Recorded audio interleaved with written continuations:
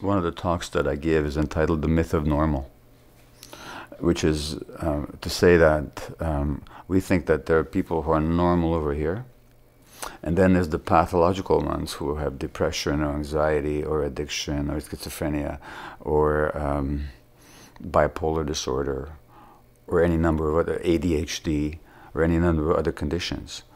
What I see is a continuum, that we're all on a continuum. These traits, to one degree or another, are present in almost everybody.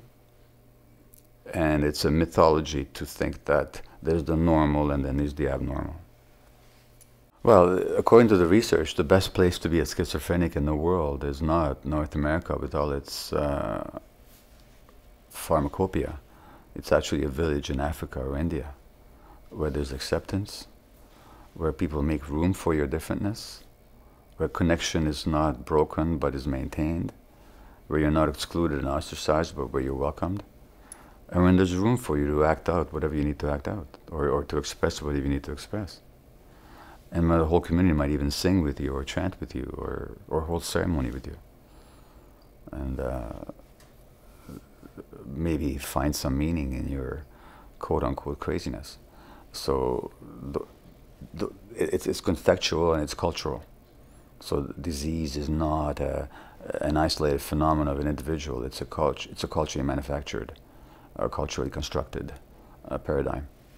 So a society that cuts us off from our spirituality, that cuts us off from society by idealizing individualism and by destroying social contexts, which our society does, which ignores our emotional needs, is going to be a society that generates pathology. And I think that has to do with the very nature of the economic system, that says that what matters is not who you are, but how you are valued by others. And our society values people for material. It's a materialistic society, which specifically means that what we value is not who people are, but what they produce or what they consume. And the people that neither consume nor produce, they're ostracized, they're shunted aside, and they're totally devalued. Hence the rejection of old people, because they no longer produce, and they're not rich enough to consume a lot either. So the very nature of this materialistic society dictates or generates and promotes that separation from ourselves. There is an intelligence, and I'm not speaking about a operative creature up there or out there somewhere doing things and deciding things, but there's an intelligence in nature and creation that if we ignore, we create suffering for ourselves and other people.